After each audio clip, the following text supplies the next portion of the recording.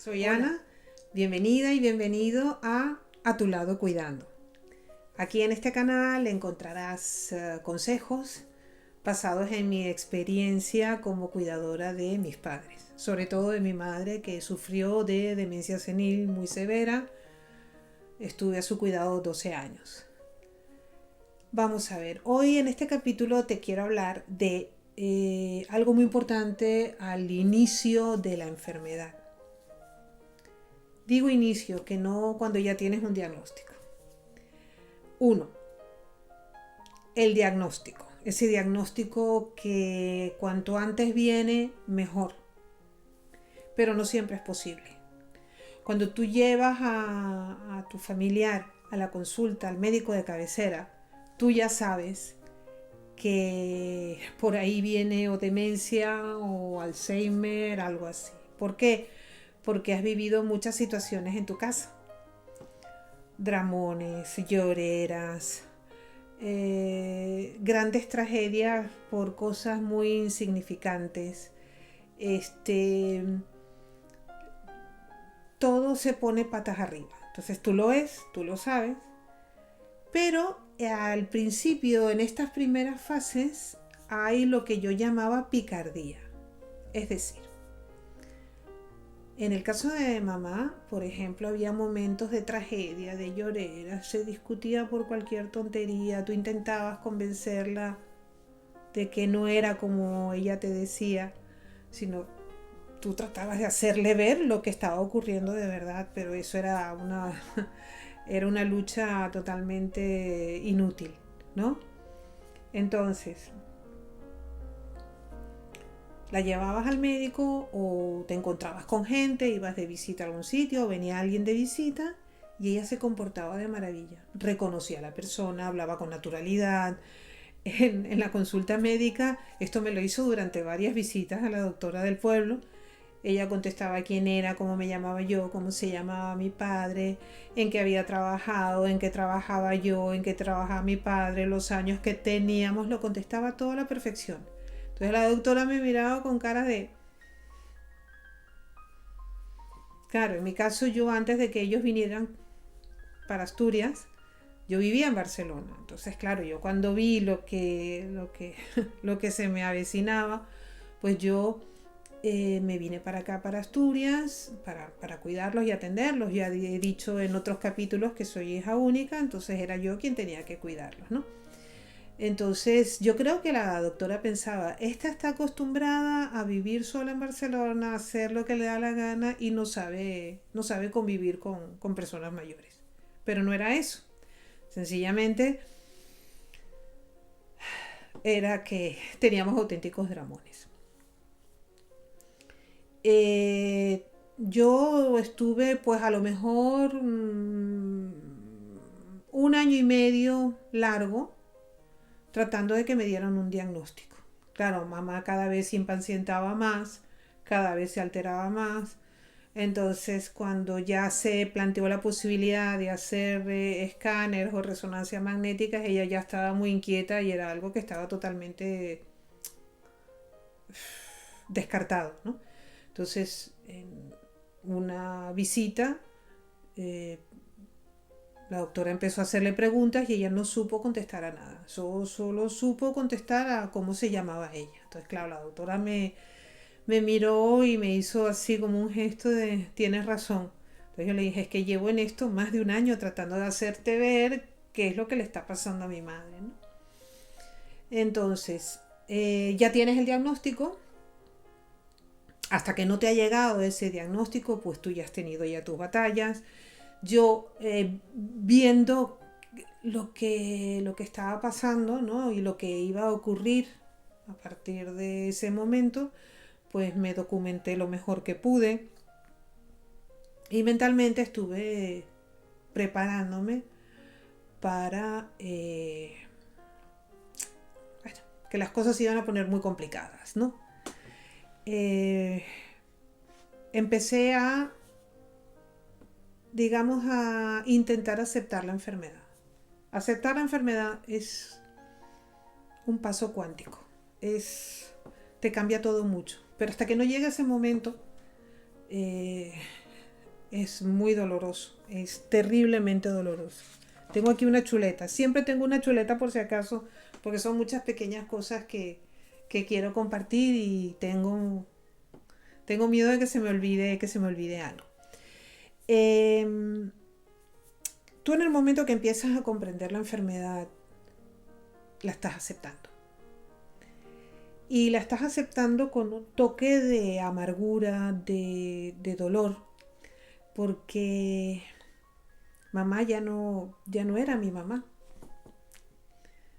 Estaba allí, por supuesto, pero no era esa persona vital, alegre, activa, inquieta, siempre pendiente de todo, siempre pendiente de todos. Era una mujer que ayudaba mucho a sus amistades, a quien se le pusiera por delante. Era un torbellino de alegría, ¿no? Y esa persona ya no está. Entonces esa es, digamos, mi primera, yo lo sentí así, mi primera orfandad. Yo la tenía ahí, pero ya no era mamá, ¿no? ¿Qué fue lo que me empujó de golpe a aceptarlo definitivamente? O sea, ya no había marcha atrás, fue una noche, era tarde, ya era casi de madrugada, yo creo que estaba leyendo y de repente ella vino a mi cama llorando, pero llorando como un bebé, desconsoladamente, y no sabía explicarme, no estaba muy alterada. Bueno, al final pues ella me dijo que eh, estaba asustada, que tenía miedo, porque había soñado que yo me había muerto. Entonces se me abrazó, lloraba desconsoladamente, entonces bueno, yo la abracé, la acaricié y procuré calmarla, logré calmarla y en ese momento yo sentí que ella dejó de ser mi madre y se convirtió en mi hija. De hecho, muchas veces a lo largo de los años, ella me llamó mamá. Es algo muy duro, es algo que hay momentos que puedo recordarlo con cierta ternura, ¿verdad? Pero es algo demoledor. Sin embargo, como tú ya has aceptado esa enfermedad, eh, el dolor cambia. Es decir, cuando tú te conviertes en cuidador y tú tienes que ser cuidadora durante todo el día, necesitas tener muchas energías, no solo físicas, sino energías mentales y energías emocionales. Para mí, aceptar la enfermedad de mi madre me dio un empuje emocional. Sabía que no podía tambalearme y que lo tendría que hacer de la mejor forma posible. ¿Y cómo se afronta todo esto, no? ¿Cómo se traga ese mal trago? Pues va a sonar muy cursi, pero se traga con mucho amor, mucho amor. No queda otra, no queda otra. No, mira, vas a perder la paciencia muchas veces, porque al principio es inevitable que tú quieras explicarle, no mamá, que no es así, que es asá. Y se lo vas a explicar 50.000 veces, pero es que en su cabecita va a ser como ella te está expresando lo que ve. Aunque sea un disparate, pero es que en su cabecita está ocurriendo así. Eh, Perder la paciencia es normal, no te desesperes. Sencillamente lo que debes intentar, a todas, es no dejar que la impaciencia te domine. Eso es lo más importante. Yo en aquella época me repetía muy a menudo un mantra. Y ese mantra era, no es ella, es la enfermedad. No es ella, es la enfermedad. No es ella, es la enfermedad. No sé, lo habré dicho tantas veces a lo largo de 12 años que es imposible decir cuánto y cómo lo he repetido. Una vez ya tienes el diagnóstico y empiezan a darte la medicación, en el caso de mamá fue bastante complicado. No le sentaban bien, la intoxicaban, dejaba de comer, se le quedó un color de piel terrible, mamá se quejaba de dolores de cabeza, no le sentaba bien. De hecho, tardamos 2 o 3 años en encontrar un medicamento que le fuera más o menos bien. Esta es una nota que quiero decir a aquellos que no son cuidadores y que hay algo que no terminan de comprender. Cuando una persona está en un estado de alteración, hay diferentes medicamentos, variopintos, y según cómo no se arregla, unas situaciones de alteración, de estados de alteración, no se arregla dándole unas gotas o unas pastillas. No es tan fácil como eso. Mamá, cuando ella se alteraba, ella jadeaba. Ella, así, o sea, ella ha tenido pues episodios del 3 días seguidos, pero 3 días con sus noches. 3 días con sus noches. Entonces tú le dabas una gota, una pastilla, llamabas al médico, le preguntabas, oye, me pasa esto, ¿qué puedo hacer? ¿No? Para evitar que el médico tuviera que venir a casa. Recuerdo, no sé si lo he dicho en algún momento, que nosotros vivimos en una zona rural. Entonces, a partir de ciertas edades y con la movilidad que ellos tienen, pues viene el médico a casa porque es la única manera, ¿no? Entonces yo procuraba, casi siempre lo lograba, solucionar todas estas dudas con el médico a través del teléfono. Entonces, no siempre sus estados de alteración se calman pues con unas gotitas o una pastillita. Y esto la gente que no ha vivido esta experiencia no sabe lo que es. O sea, yo a lo largo de esos años, más de una persona, bueno, pero si está tan así, dale algo. No, no es así. Si fuese así, entonces nadie estaría hablando de lo duro que es la demencia senil, lo duro que es el Alzheimer, porque en un estado de alteración le das una pastillita, le das unas gotas y se acabó. No es así. No es así. Ojalá. Entonces, cuando tienes el diagnóstico, que ya llevas tiempo conviviendo con ese diagnóstico, eh, cuando has aceptado la enfermedad, un buen día dices, yo me dije a mí misma, bueno, Ana, ya eres cuidadora. Te cambia todo. Te cambia absolutamente todo. Te empiezas a mirar las cosas de distinta manera. Es una fase un poco de dolor. Vuelves a sentir esa pequeña orfandad y no puedes huir de la enfermedad. No puedes. Al menos que te desentiendas, ¿no? del enfermo. Ante un diagnóstico así y ante una situación así, hay pocas cosas que se pueden hacer. Una, cuidar de tu ser querido, que fue lo que yo hice. Si hay más miembros de la familia que estén dispuestos a ayudarte, es repartir el cuidado entre el resto de la familia, contratar a alguien que te cuide al enfermo, o, y este es el más polémico, ingresarlo en una residencia. Todos son válidos. Cada uno tiene sus circunstancias. Hay gente que tiene su vida, su trabajo, que necesita trabajar para vivir, para mantener a sus respectivas familias. Y, perdón,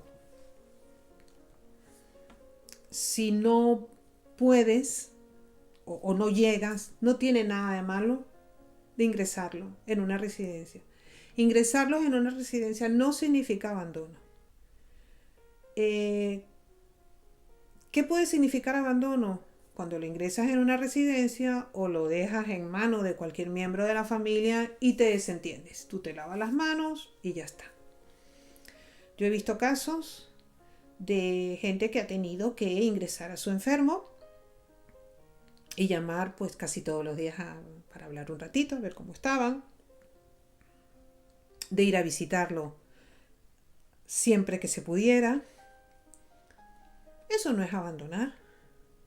No se puede juzgar las acciones de las personas sin saber sus circunstancias. Hay que caminar en los zapatos de las personas antes de señalarlas con el dedo y antes de criticarlas. Lo peor de todo es darles la espalda. Y es que yo creo que darle la espalda incluso es un nombre muy romántico para hacer algo tan horrible como abandonarlos. Si tú aceptas la enfermedad, comprendes mejor la enfermedad y comprenderás muchísimo mejor al enfermo. Aceptando la enfermedad, sufrirás menos. Yo, como ya dije, la acepté bastante pronto. Pero, por ejemplo, mi padre rechazó el concepto de esa enfermedad prácticamente hasta pocos días antes de morir mi madre. Y eso le causaba un sufrimiento tremendo, más del sufrimiento que ya causa pues cuidar a una persona en el que todo tu mundo se pone patas arriba, en el que se cambian las rutinas, la manera de vivir, en que hay unas limitaciones tremendas. Eso ya es muy doloroso, ver a esa persona así, ¿no? Pero si encima te niegas a aceptarlo, vas a sufrir el triple. Hay gente, yo he visto gente, no, es que yo no puedo aceptar que mi madre o mi padre o mi abuela, mi abuelo, ¿no? Depende del parente. Es que no lo quiero aceptar. Vas a sufrir mucho. No te causes más sufrimiento. No te lo mereces. Es lo que es. En un mundo ideal no existiría la enfermedad. Ninguna. Ninguna enfermedad. Pero ocurre. Y lo único que te toca es aceptarlo, aprender. Yo creo que en este capítulo no lo he dicho, pero este viaje de cuidador es una lección de vida. Es una lección de amor y una lección de vida. Puedes afrontarlo con amor, con paciencia. En fin, hasta aquí el día de hoy. Espero que te haya aportado algo este capítulo. Gracias por llegar a este último minuto. Recuerda que aquí siempre vas a encontrar compañía y comprensión. Si sabes de alguien que crees que pueda necesitar todo esto, por favor comparte con él o ella. Este canal puede ser muy útil. Incluso si no eres cuidador, se puede aprender muchas cosas de todo esto. Recuerda esto, tú que eres cuidador, tú que eres cuidadora. Cuando sientas que pierdes la paciencia, cuando sientas que no puedes más, recuerda de todo el amor que te dio cuando tú eras pequeño, cuando tú eras una niña, cuando te consolabas, cuando te caías y te hacías daño. Y la mejor medicina eran los besitos que mamá o papá te daban en tu rodilla o en tu codo. Recuerda ese amor. Ese amor te va a dar mucha fuerza y te va a ayudar a lo largo de este duro camino. Te mando un gran abrazo y te espero en el próximo capítulo. Chao.